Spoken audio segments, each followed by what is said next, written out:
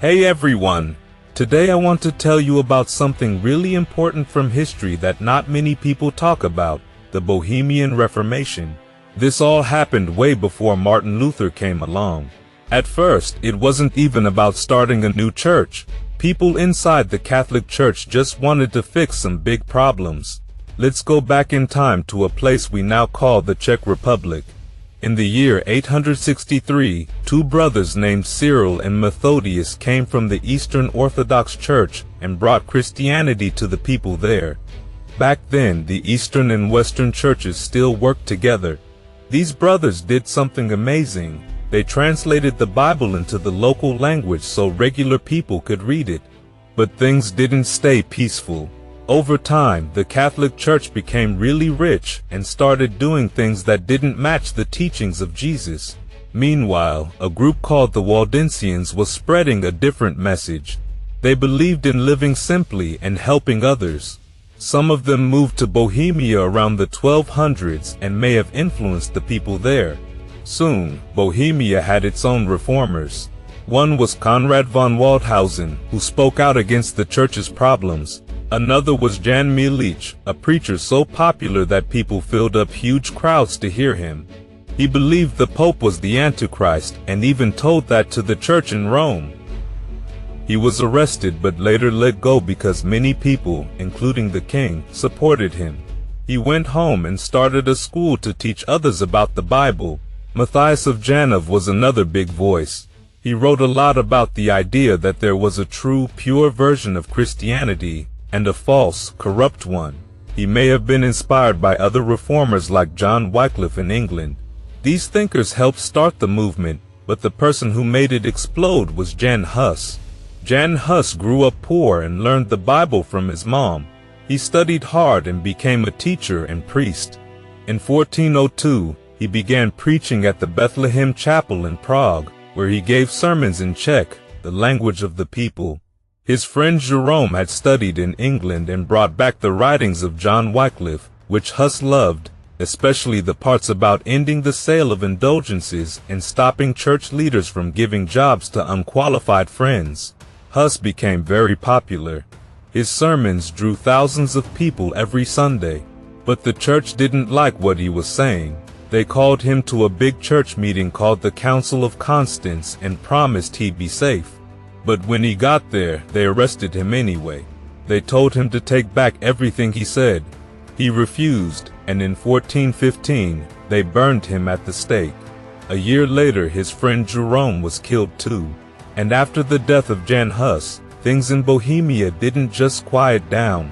In fact, they exploded.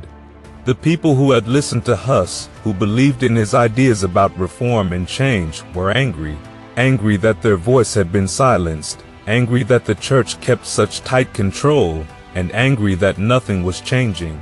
At the heart of that anger was something Hus had stood firmly for, allowing every believer to receive both the bread and the wine during communion. That might not sound like a big deal today, but back then it was huge. The church had long kept the wine, symbolizing the blood of Christ, for priests only. Regular people got only the bread. To Hus and his followers, that was wrong. It wasn't just about the wine, it was about inclusion, access, and fairness.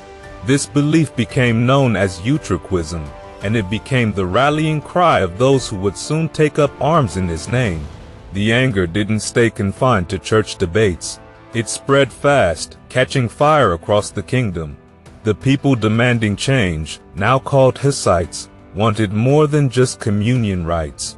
They were asking for a complete reset of how things worked. They wanted sermons that spoke in their language, not Latin. They wanted priests to live simply, not like princes. And they wanted the church to stop hoarding land and power.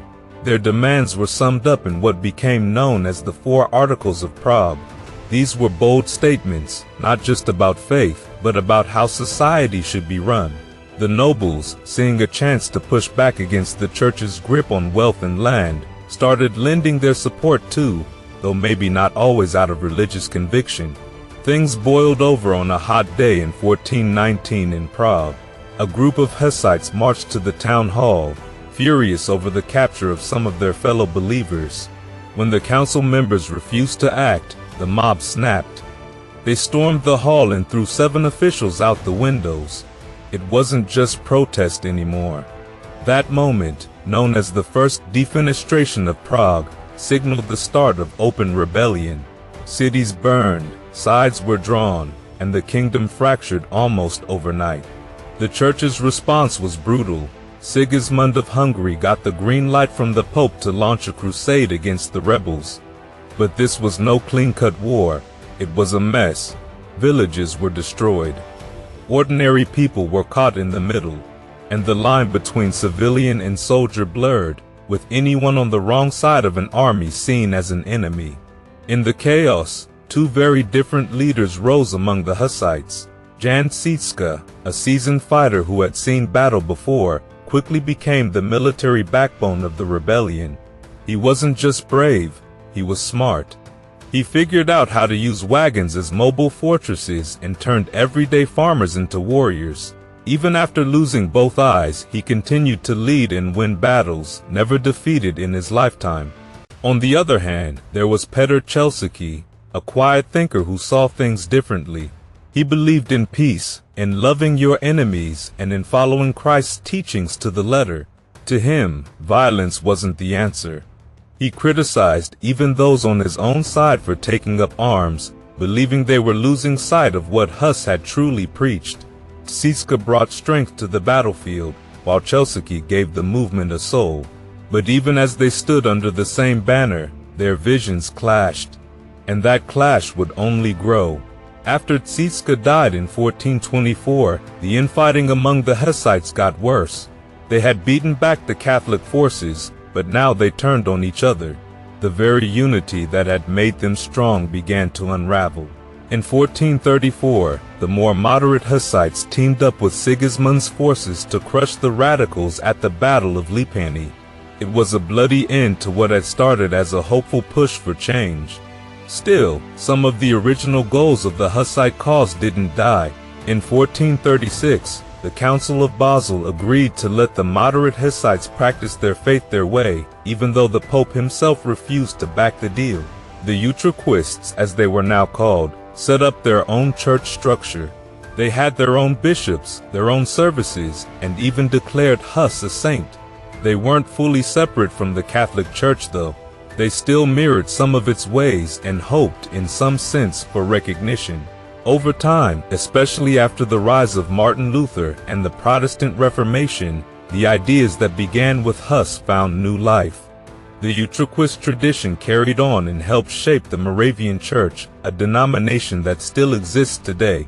What started as a call for communion rites ended up echoing through centuries of religious thought and reform. And while the fires of the Hussite Wars eventually burned out, the questions they raised never really went away.